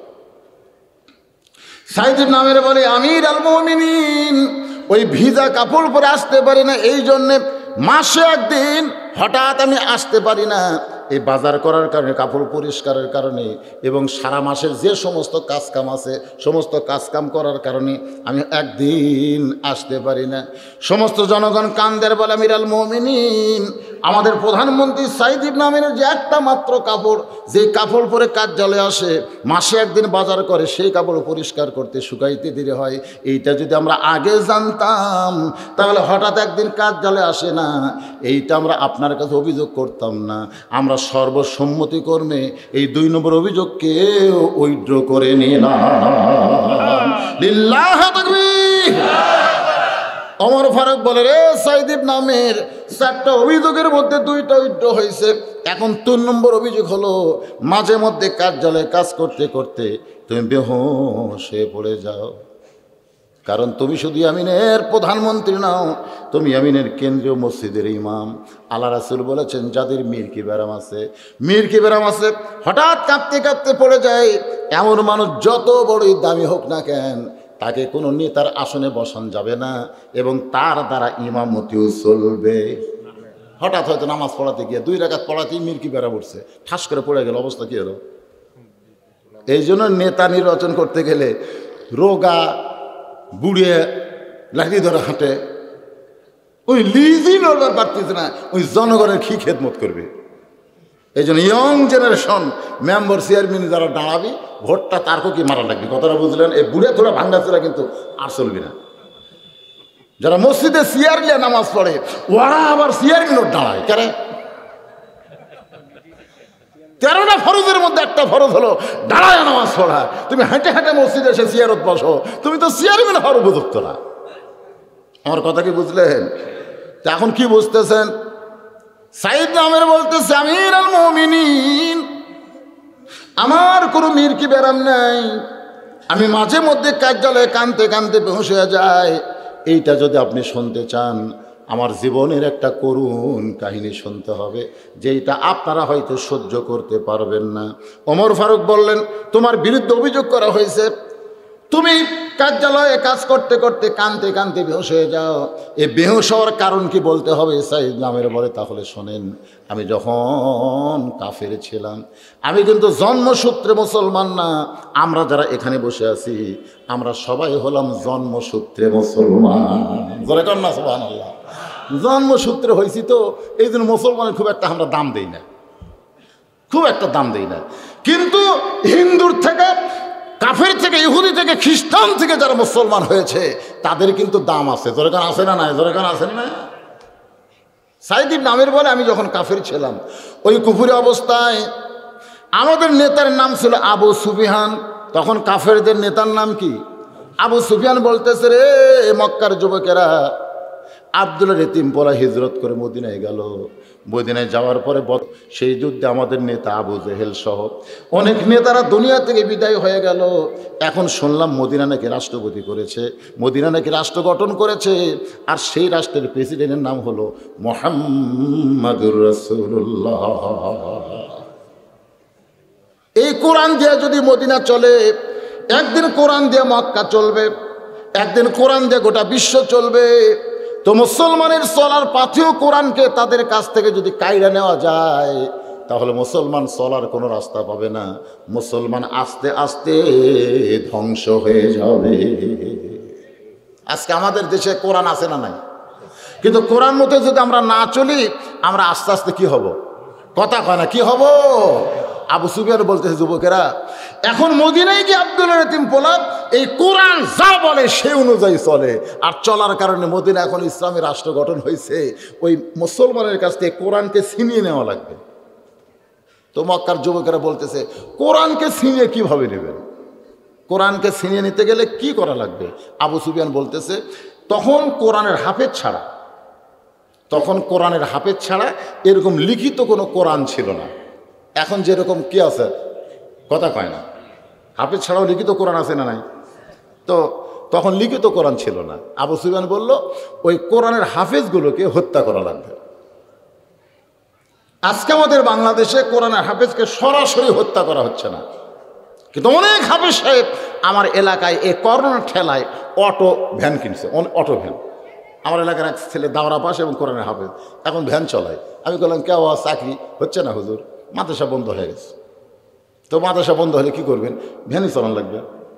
তবে এখন পেডেল মারা লাগে না, খালি। আমি বললাম, কামাই কীরকম? বলে সব কিছু খরচ বাদ দিলে দিনে 500 টাকা থাকে হুজুর, তাতে 15,000 টাকা টিকে। আর এই মাদ্রাসায় চাকরি করতাম 6,000, কেশিয়ার সকালে গরম দেখায়, সেইটাই আবার বিকেলে দেখায়। আবার সব দেশে মধ্যরাত্রে গরম করে, 3 বেলা গরম, ভাত না। গরম দেখতে দেখতে আমার এই 6,000 টাকা কুটি হেরা যায়, আল্লাহ জানে। আমি মাথায় হাত দিয়ে বললাম, বাজান, এই দেশের নাম হলো বাংলাদেশ। এই দেশে কোরআনের হাফেজ ভ্যান চালায়, আর সাধারণ মানুষ ওই ভ্যানের উপরে চড়ে আবার সিগারেট খায়। জোরে খান, কথা ঠিক কিনা? হাফেজ সাহেব ভ্যান চালাচ্ছে, অটো ভ্যান চালায়, আর সাধারণ মানুষ ওই জায়গায় উঠে ভেলকিবাজি গল্প করতেছে। হাফেজ সাহেব কিছুই বলতে পারতেছে না। এটা কিন্তু চরমভাবে হাফেজদেরকে অপমান করা হচ্ছে। জোরে কোন কথা ঠিক কি না? আস্তে আস্তে হাফেজদেরকে ধ্বংস করার একটা পাঁয়তারা চলবে। আগে আমরা দেখছিলাম, আজ থেকে 20 বছর আগে একটা গরুর চামড়া ছিলা না হতেই 3 জন গাড়া খাড়া হয়ে আছে। ছিলাই হয়নি, 1500। একজন করছে না 1500, ওই ঠকাচ্ছে 2000। আরেকজনকে কিসের 2000 চামড়া আছে 3000। 15 বছর আগে গরুর চামড়া বেচে 3000। হাফেজ সাহেব বলতে, হুজুর আমাকে রেখি আর দেখলিয়ে দা, আর দেখলিয়ে দা। এক চামড়া জাফ আছে, বেচে মাদ্রাসার অর্ধেক খরচ চলছে সারা বছরের। আর এই বছর চামড়া হাফেজ সাহেব দেখলে, হুজুর হুজুর গোটাল নিয়ে যান, হুজুর হুজুর হুজুর খুশি মনে গোটাল ভ্যান টানা বাড়িতে হচ্ছে, চামড়া নিচ্ছে না। আমি চিন্তা করলাম, জুতা কিনবার গেলে যে জুতার দাম আগে ছিল 500, সেটা হয়ে গেছে 1100। চামড়ার জুতার দাম 1100, আর কুরবানির চামড়ার দাম 200। এই কারণ কি? কারণ জুতার দাম যদি কমে যেত তাহলে বুঝতাম চামড়ার দাম নেই। কথা ঠিক কিনা বলেন? তাহলে জুতার দাম ডবল হয়ে যাচ্ছে, আর চামড়া 3000-এর জায়গায় 300 হচ্ছে। কারণ কি? এই কারণ এরা তল্লাশি করে দেখছে যে এই মাদ্রাসাগুলো চলে এই কুরবানির চামড়া দিয়ে। এই কুরবানির চামড়া একবারে কাজ করে ফেলানো লাগবে। যখন কী করে ফেলানো লাগবে? একদিকে কিন্তু কাজ করছে, এখন মাস গেলে ফেতরা অনেকে দেয়, অনেকে হুজুর এবার যে বছর করোনার বছর দেওয়া যাবে না হুজুর। কি বিপদ যে পড়ছে ভাই। এটা কিন্তু ধ্বংস করার একটা চক্রান্ত। জোরে বলেন, কথা ঠিক কিনা? সাইদ ইবনে আমের বলে, আমির আল মুমিনিন, আমি কাফের যুবক থাকা অবস্থায় আমাদের নেতা আবু সুফিয়ান বলতেছে, এই কোরআন মুসলমান থেকে কাইরা নেওয়া লাগবে, কোরআনের যারা হাফেজ তাদেরকে হত্যা করা লাগবে। আমার নেতা বললেন, রে যুবকেরা, তোমাদেরকে মুসলমান সাইদা মক্কায় যাইতে হবে, মদিনায় যাইতে হবে। মদিনার মানুষটা অত্যন্ত নরম। কেরা এটা সিজার করা না কেরা রে? এরা কি সিজার করে নাকি রে? বসো বসো, কি করবে আচ্ছা তোমরা? এরকে বাপ মা কোথায়? একটু এক্সারসাইজ করেন, বোঝেন না কেন? আল্লাহ রাসূল বলেছে 7 বছর থেকে তালিম দাও, 10 বছর থেকে জোর করে নামাজ পড়াও। কথা কোন ঠিক কিনা? এরকে তো 7 বছর হয়ে গেছে, 10 বছর গেছে, এখন তো থাপড়ান লাগবে। হ্যাঁ বসো, ফাইন হয়ে বসো, কোনো গল্প চলবে না। বোঝো না বোঝো আর শোনো। আল্লাহর বান্দার একটু মনোযোগ দেবেন। আবু সুফিয়ান বলতেছে ওই মুসলমানের কাছ থেকে কোরআন কায়দা নেওয়া লাগবে। যখন কি কায়দা নেওয়া লাগবে? কোরআন যদি তাদের না থাকে তাদের চলার কোনো রাস্তা থাকবে না, কারণ মুসলমানের একমাত্র রাস্তার নামই হলো আল্লাহর কোরআন। সব সমস্যার সমাধান দিতে পারে আল কোরআন। সবাই বললেন না, বিশ্বাস হচ্ছে না? অনুনাজ্জিলু মিনাল কোরআনি মা হুয়া শিফাউ ওয়া রাহমাতুল লিল মুমিনিন। আমি যেই বলবো সব সমস্যার সমাধান, আপনার চিল্লায় বলবেন দিতে পারে আল কোরআন। সব সমস্যার সমাধান দিতে পারে আল কোরআন। আল কোরআনের আলো ঘরে ঘরে জালো, সব জায়গায় জালো, আল কোরআনের আলো সব জায়গায়, কোনো জায়গা বাদ হওয়া যাবে না। আল্লাহর বান্দার একটু মনোযোগ দেন। আবু সুফিয়ান বলতেছে, রে মক্কার যুবকেরা, মদিনার মুহাম্মদকে যদি ধ্বংস করবার চাও তার কাছ থেকে কোরআনকে কায়রা নেওয়া লাগবে। আর এই কোরআন কায়রা নিতে গেলে কোরআনের হাফেজদেরকে হত্যা করা লাগবে। হাফেজদেরকে হত্যা করতে গেলে তোমাদেরকে মুসলমান সাইজা তার কাছে যাইতে হবে, কারণ সে অত্যন্ত নরম মানুষ। সুবহানাল্লাহ। তো মক্কার কতক ছেলেরা মুসলমান সাজা, মুসলমান কিন্তু হয়নি, মুসলমান সাজা, সাজা বোঝেন না? রমজান মাসে দেখবেন আমাদের এলাকার কিছু কিছু মুসলমান সাজে, ইফতার পার্টি করে। ধরে এখন কি পার্টি? ইফতার পার্টি করতেছে। একজনও রোজা নেই, মাথার টুপি দিয়া গোলাপ জল আগরতলা জ্বালায় ওরা কিন্তু ইফতার সাজায় রাখে, আর বারবার খালি ঘড়ি দেখে। মুসলমান সাজিছে, বারবার ঘড়ি দেখতেছে আর বলতেছে এত বড় দিন, এত বড় দিন, কলজা ফেটে যাচ্ছে, তৃষ্ণায় ছটফট করতেছে। এ বারবার বলতেছে। আমি আস্তে করে ওর কানের কাছে মুখ লাগিয়ে বললাম, তুই তো পেঁচাল ভালোই পারতেছিস, ঘড়িও দেখতেছিস, কিন্তু তুই তো রোজা নেই। তো রোজা না থাকা রোজাদার সাজলি কেন? হুজুর এটা এই মাস বুঝছেন না, মুসলমান সাজার মাস। আমাদের বাংলাদেশে অনেকেই কিন্তু মুসলমান সাজে, কিন্তু মুসলমান হতে পারে নাই।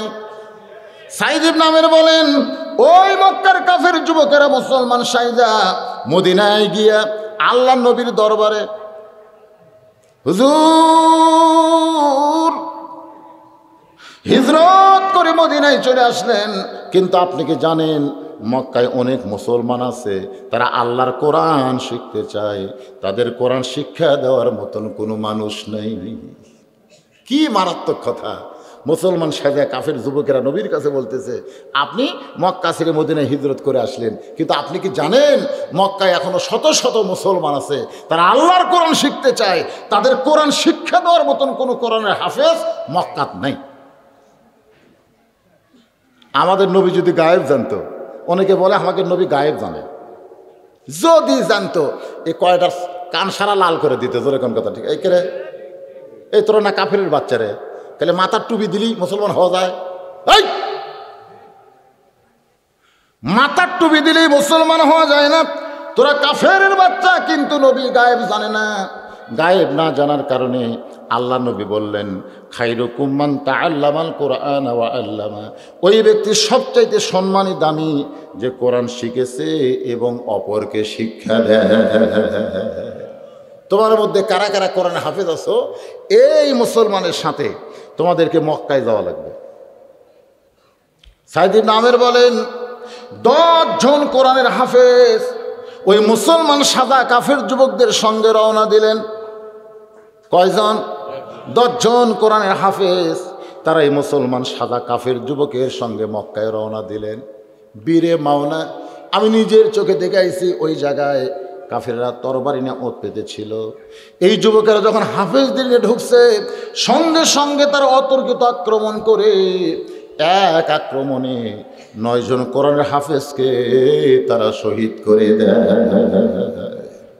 কোনো কথা বলার আগে কোরআনের 9 জন হাফেজকে তারা হত্যা করে। একজন মাত্র হাফেজ যার নাম হলো খোবাইব বিন আদি, সে পাহাড়ের চূড়া পর্যন্ত দৌড়ে উঠে যায়। আবু সুফিয়ান বলতেছে, রে কোরআনের হাফেজ, তোমার সঙ্গী 9 জনকে হত্যা করা হয়েছে, কিন্তু আমরা ওয়াদা করতেছি, কাবা শরীফের কসম করে বলতেছি, আমরা তোমাকে হত্যা করব না।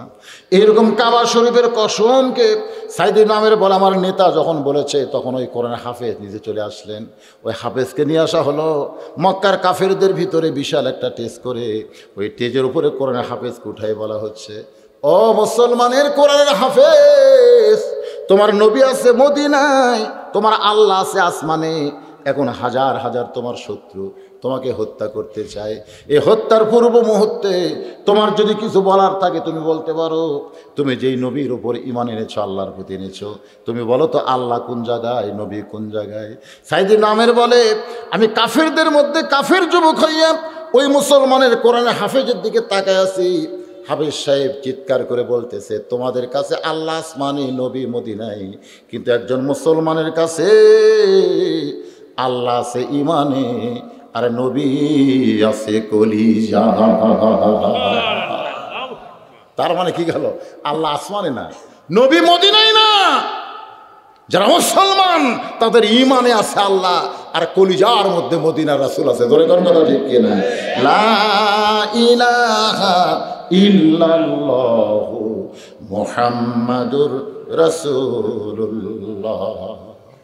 সাইদ ইবনে আমের বলে, আমি তখনও কাফের, কিন্তু মুসলমানের কোরআনের হাফেজের জবান থেকে এমন কথা শোনার সঙ্গে সঙ্গে আমার গোটা দেহ কম্পন দিয়ে উঠলো।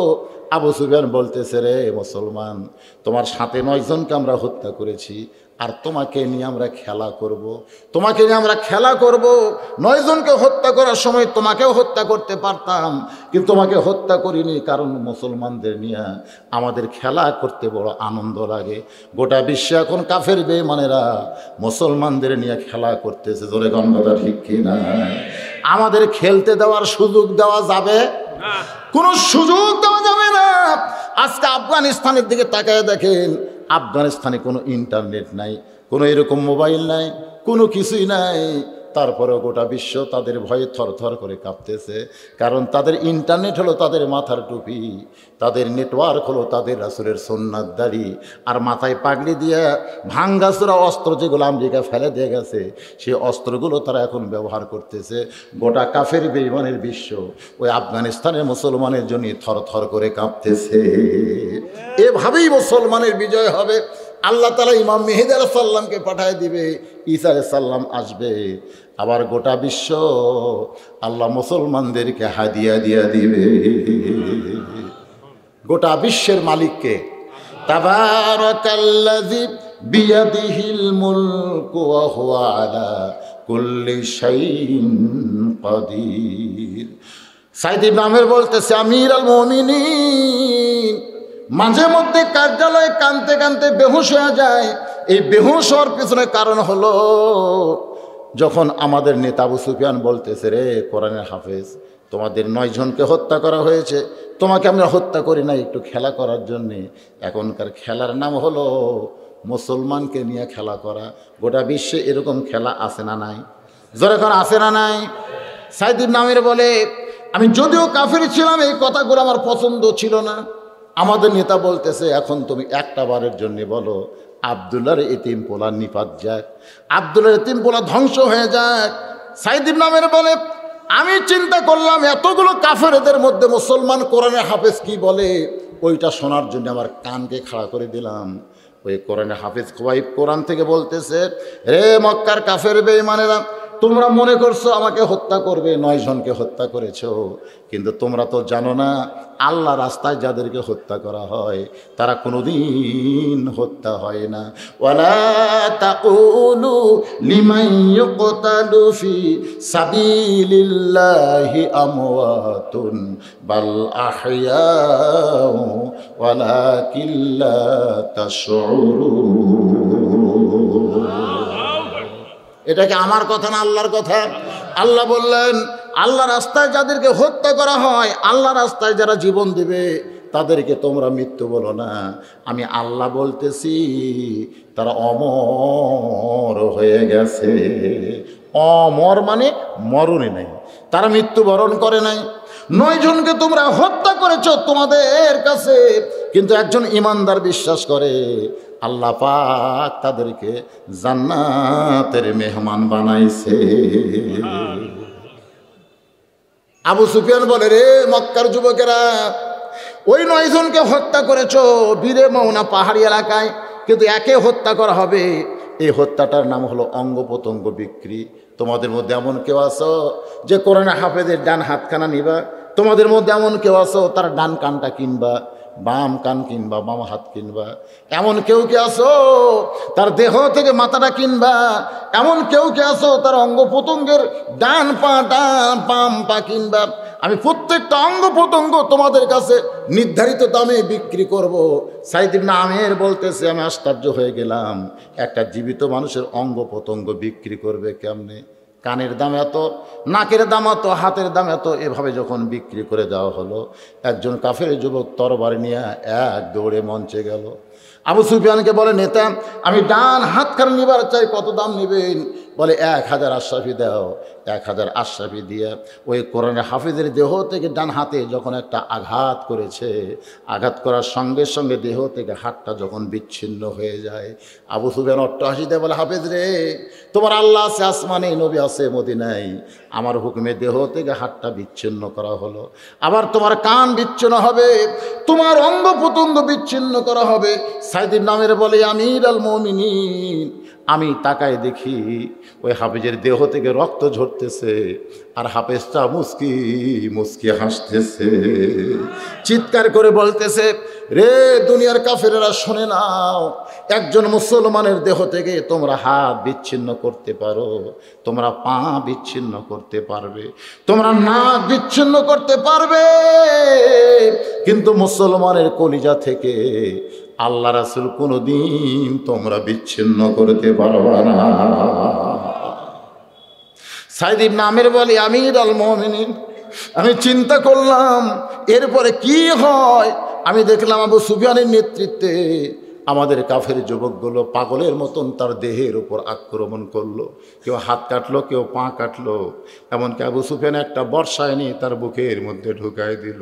আমি যদিও কাফের ছিলাম, তারপরে দৃশ্যটা দেখে আমি সহ্য করতে পারলাম না। এরা কেমন মানুষ, এদের মানবতা কেমন? যারা কাফের হয়, যারা ইহুদি হয়, যারা খ্রিস্টান হয়, এদের কোনো মানবতা নাই। মানবতা কেবলমাত্র ইমানের সঙ্গে সম্পর্ক যাদের, আল্লাহ তাদের ভিতরে মানবতা দিয়ে হত্যা করে সবাই যখন চলে গেল, আমিও তাদের সঙ্গে গেলাম, কিন্তু গভীর রাত্রে সমস্ত কাফেররা যখন ঘুমায় গেছে, আমি তখন আর ঘুমাতে পারলাম না। আমি চলে আসলাম কোরআনের হাফেজের কাছে। আয়সা দেখি তার দেহের অঙ্গ প্রত্যঙ্গ তার আবার সেখানে ফেলে দিয়ে চলে গেছে। আমি চাদর বিছায়া তার দেহের মস্তক এবং হাত পা যাগুলো ছিল সবগুলো তুলে, বাজার থেকে যেমন মানুষ গোস্ত কিনে আনে ঠিক তেমন তার অঙ্গ প্রত্যঙ্গ তারা গোস্তের মতো টুকরা টুকরা করেছে। আমি সেই গোস্তগুলো টোপলা করে আমি চিৎকার দিয়ে বললাম, এই মক্কায় থাকবো না, এ মক্কায় কোনো মানুষ নাই, এই মক্কায় যারা আছে সুম্মা রাদাদনাহু আসফালা সাফিলি। আমি কোরআনের হাফেজ খোবাইব বিন আদির দেহটা গোস্তের মতন টোপলা করে নিয়ে গিয়া মক্কার দূরে পাহাড়ের পাশে আমি কবর দিয়া আমি ধীরে ধীরে আস্তে আস্তে মদিনার দিকে পা বাড়ালাম। আমি মদিনার রাসূলের মসজিদ নববীর দরজায় দাঁড়িয়ে গেলাম। আল্লাহ নবী তখন মসজিদের ভিতরে বসা। আমার চেহারা দেখে আমার দিকে মুচকি হাসি দিয়ে বললেন, 10 জন এখন জান্নাতে, এদের মধ্যে একজনকে আল্লাহ জান্নাতের দরজায় কবুল করেছে। আমি তাকায় থাকলাম ফেলফেল করে। নবী আমার কাছে বললেন, 10 জন জান্নাতের মধ্যে আরাম করতেছে, ঘুরতেছে, আর তুমি জান্নাতে পা দিয়েছো, তুমি কিছু বলতে চাও? বলি, হে রাসূলুল্লাহ, ওই জান্নাতি দলের মধ্যে আমাকেও আপনি ভর্তি করে নেন। আমি নবীর হাতে হাত দিয়ে কলমা পড়ে মুসলমান হয়ে গেলাম। আমির আল মুমিনিন, এখন ইয়ামিনের গভর্নর হওয়ার পরে মাঝে মধ্যে কোরআনের হাফেজ খোয়াইব বিন আদির দৃশ্যটা আমার চোখের মধ্যে চলে আসে। ওই কথাগুলো যখন আমার মনে হয় তখন কাঁদতে কাঁদতে আমি বেহুশ হয়ে পড়ে যাই। আমার কোনো মীর কি ব্যারাম নাই, আমার কোনো মীর কি ব্যারাম নাই। হাজার হাজার ইয়ামিনের জনগণ কান্দে, চিল্লায় বলতেছে আমাদের প্রধানমন্ত্রী সাইদ ইবনে আমিরের জীবনে এমন একটা করুণ ঘটনা ঘটে গেছে। আর সেই দৃশ্যের কথা মনে করে কাঁদতে কাঁদতে বেহুশ হয়ে যায়। এটা যদি আমরা আগে জানতাম তাহলে আমরা কোনোদিন তার বিরুদ্ধে অভিযোগ করতাম না যে কাঁদতে কাঁদতে কেন বেহুশ হয়ে যায়। আমরা সর্বসম্মতি কর্মে 3 নম্বর অভিযোগকে উইথড্র করে নিলাম। লিল্লাহি তাকবীর। ওমর ফারুক বলেন, রে সাইদ ইবনে আমির 4টা অভিযোগের মধ্যে 3টা তারা উইথড্র করেছে, আর একটা মাত্র অভিযোগ তোমার বিরুদ্ধে, দেখো তো এটা উইথড্র করা যায় কিনা। সেই অভিযোগটা হলো রাত্রেবেলা দরজা বন্ধ করে তুমি ঘুমায় যাও, শত টাকাটাকি করলেও তুমি দরজা খোলো না, অথচ তুমি একটা প্রদেশের গভর্নর আর আমি হলাম অর্ধ পৃথিবীর খলিফা। আমি অর্ধ পৃথিবীর খলিফা ওমর কোনোদিন রাত্রেবেলা ঘুমাই না, কোনোদিন রাত্রেবেলা ঘুমাই না, দিনের বেলায় ঘুমাই, রাত্রে ঘুমাই না। আর তুমি একটা প্রদেশের গভর্নর হয়ে দরজা বন্ধ করে দাও, শত ডাকাডাকি করলেও তুমি দরজা খোলো না। এইটা মারাত্মক একটা অভিযোগ, ধরে কোন ঠিক কিনা? ওমর ফারুকের জীবনে পড়ে দেখেন ঘুমাইছে নাকি? একদিন দেখে তাঁবুর মধ্যে কে জানো, আর তাঁবুর বাহিরে একটা পুরুষ মানুষ খালি উত্তর দিকে যায়, দক্ষিণ দিকে যায়। ওমর ফারুক দেখলেন এই গভীর রাত্রে মানুষটা অস্থির। আল্লাহ রাসূল বলেছেন, কোনো অস্থির মানুষকে যদি শান্তি দিবার চাও তাহলে আল্লাহ নবীর সুন্নত সালাম তার কাছে পৌঁছাও, আসসালামু আলাইকুম, তোমার উপর আল্লাহ রহমত বর্ষিত হোক। কোনো কথাবার্তা না, সর্বপ্রথম কথা হলো আসসালামু আলাইকুম। ওমর ফারুক দেখলেন লোকটা অস্থির, তো অস্থিরকে স্থির করার জন্য সালাম দিলেন, আসসালামু আলাইকুম ইয়া আব্দুল্লাহ, এ আল্লাহর বান্দা তোমার প্রতি আল্লাহর রহমত বর্ষিত হোক। লোকটা চিল্লায় বলতেছে, এই মেয়ে, এই গভীর রাত্রে তুই আমার সালাম দিস, যে সালামের অর্থ বুঝিস? তাকে বলতেছে। ওমর ফারুক মেম্বার, চেয়ারম্যান, আমাকে চেয়ারম্যান মেম্বার যদি কেউ এই কথা বলে তার অবস্থা কি হবে? অর্ধ পৃথিবীর খলিফাকে বলতেছে, ও যাতে সালাম দিলি সালামের অর্থ বুঝিস?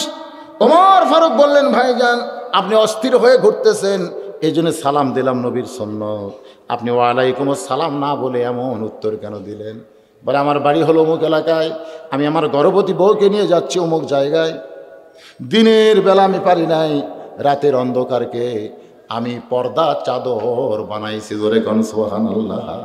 কি সমাজ, কি দিন, বউকে নিয়ে রাত্রেবেলা যাচ্ছে শ্বশুর বাড়ি, কিন্তু রাস্তার মাঝখানে আমার এই গর্ভবতী বিবির প্রসব বেদনা শুরু হয়ে গেছে।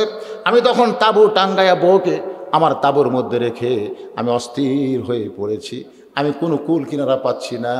এখন গর্ভবতী বউটা যে হারে কষ্ট পাচ্ছে, যে হারে কান্নাকাটি করতেছে, আমি কি করব? ওমর ফারুক হাতের মধ্যে হাত ঢোকায় বললেন, ভাই আপনি কোনো টেনশন করেন না, আমার কাছে ভালো একটা ধাত্রীর খবর আছে। সোনাল্লাহ কন্যা।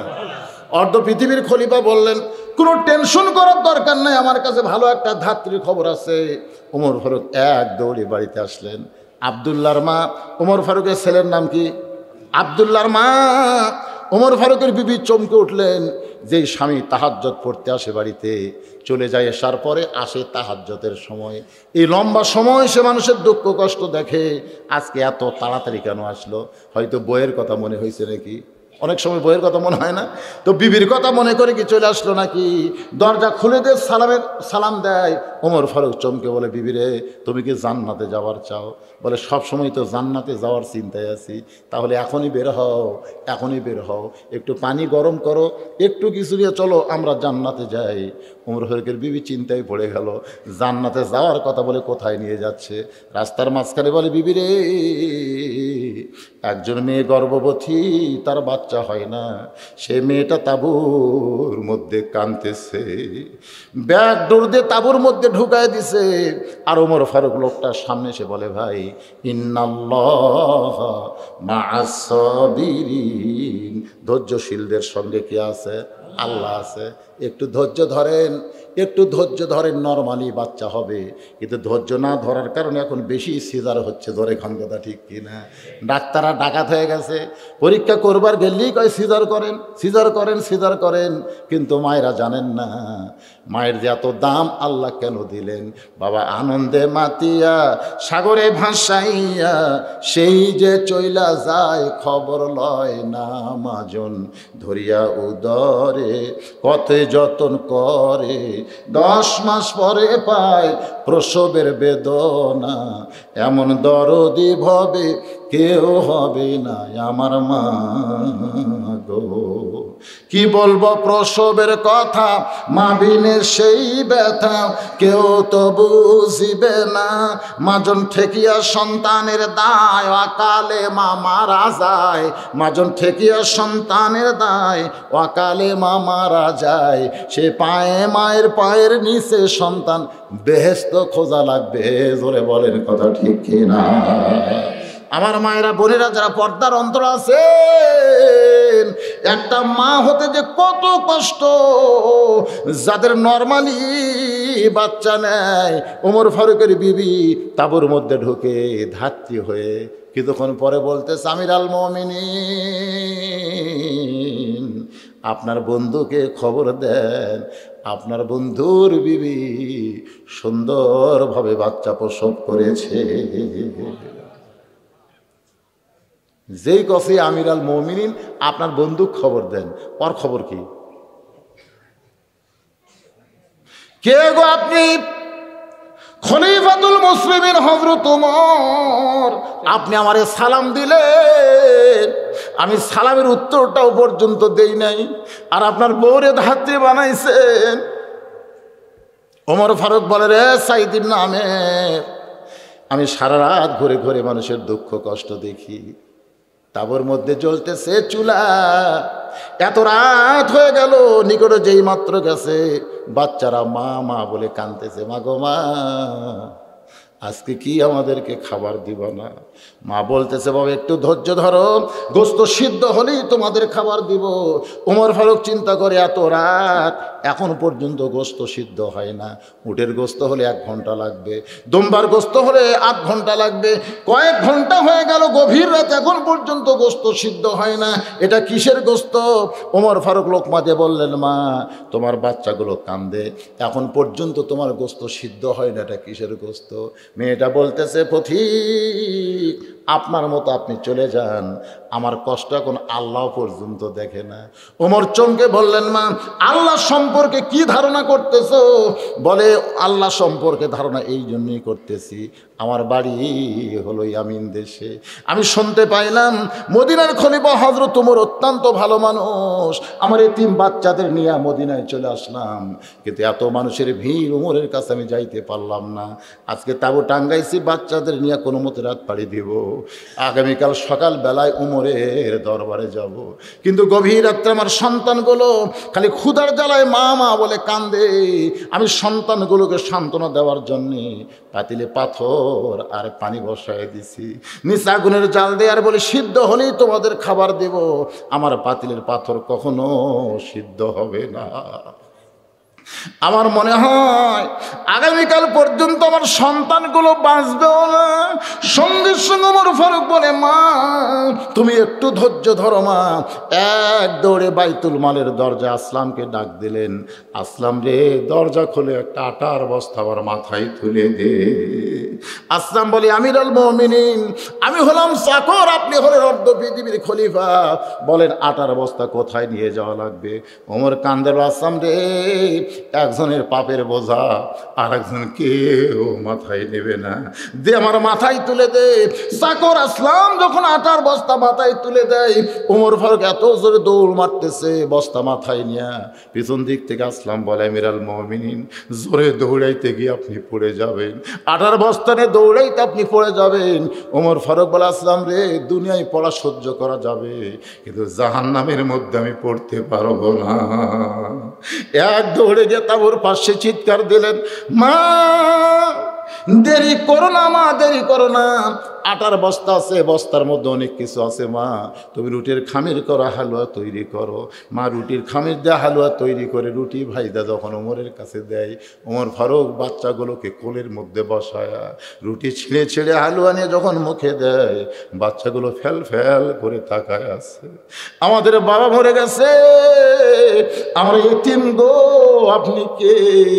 এই গভীর রাত্রে অবধি আমাদের বুকের মধ্যে উঠাইলে। মেয়েটা চিৎকার করে বলে, আল্লাহ, উমরে মদিনার খলিফা না বানাইয়া এই মানুষটার যদি মদিনার খলিফা বানাই দিতা, তাহলে তোমার মদিনা আল্লাহর জান্নাত হয়ে যেত। ওমর ফারুক চিল্লায় বলে, রে সাইদ ইবনে আমির, আমি সারা রাত মানুষের দুঃখ কষ্ট দেখেছি, সেই দুঃখ কষ্ট থেকে মানুষকে উত্তরণ করার চেষ্টা করেছি, আর তুমি এশার নামাজের পরে দরজা বন্ধ করে ঘুমায় যাও, শত ডাকাডাকি করলেও তুমি দরজা খোলো না। সাইদ ইবনে আমির বলে, আমির আল মুমিনিন, আমার দরজায় জনগণ ডাকাডাকি করে এটা আমি জীবনেও কোনোদিন শুনি নাই, আজকে অভিযোগ করার কারণেই আমি শুনতে পাই। কেন দরজা বন্ধ করে ঘুমের মধ্যে থাকি? যখন আজকে অভিযোগ করেছে, আমি সেই অভিযোগটাও উইথড্র করতে চাই। ওমর ফারুক বললেন, চাইলে হবে না, কি কারণে দরজা বন্ধ করে সারা রাত পাড়ি দাও, এটা জনগণের সামনে প্রকাশ করার দরকার আছে না? দরকার আছে না? নাই, অবশ্যই প্রকাশ হবে। আল্লাহর কোরআন দিয়ে আমি আপনাদের সামনে তেলাওয়াত করেছি, ফাদখুলি ফি ইবাদি ওয়াদখুলি জান্নাতি।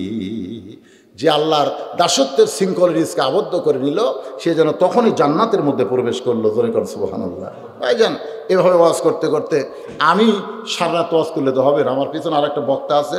আমি যখন উঠছি তখন বাজে 8টাতে 2 মিনিট কম, এখন বাজতেছে 10টা 8 মিনিট। আমি আরও ওয়াজ করবো, অসুবিধা নেই, অসুবিধা নেই। কিন্তু এই যে মাদ্রাসা, যে মাদ্রাসা নিয়ে এই শুরুর থেকে শেষ পর্যন্ত গল্প হলো, মাদ্রাসার হাফিজই কিন্তু খোবাব বিন হাজি, জোরে কোন কথা ঠিক কিনা, আর 9 জনকে হত্যা করলো। আজকে আমাদের এই মাদ্রাসাগুলোর অবস্থাটাও ব্যাগতিক ভাই। এই মাদ্রাসা সরকার চালায় না, আপনারা চালান। আপনাদেরকে আল্লাহ যে সম্পদ দিয়েছে সেখান থেকে কিছু দান করেন, আর সেই দান দিয়ে মাদ্রাসা চলে।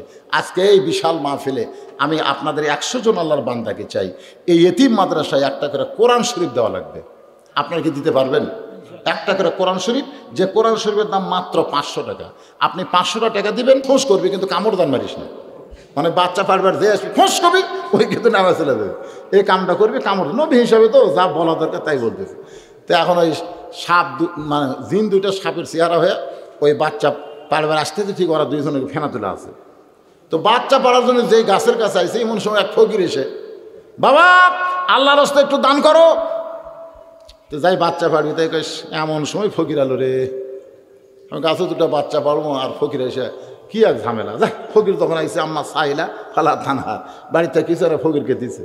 ফকির দোয়া করতেছে, আল্লাহ সমস্ত বালা মুসিবত থেকে তাকে হেফাজত করো। আর বালা আছে না নাই? তা আমাদের এরকম বিপদ আপদ সামনে আসে না নাই? জোরে কেন আসে না নাই? সেই বিপদ আপদ থেকে বাঁচার জন্য 1টা মন ধান দেওয়ার কোনো লোক নাই। এতগুলো মানুষ যে হুজুর আমার ইরির আবাদ থেকে আমি 1টা মন ধান, এই ভাই কি আমার খালি খাতালে বসে থাকবি? হ্যাঁ, আর কি লেখার ভাগ্য হবে না? দেন একটা লোক হাত তুলে বলেন, হুজুর আমি 1 মন ধান দেবো আল্লাহর রাস্তায়।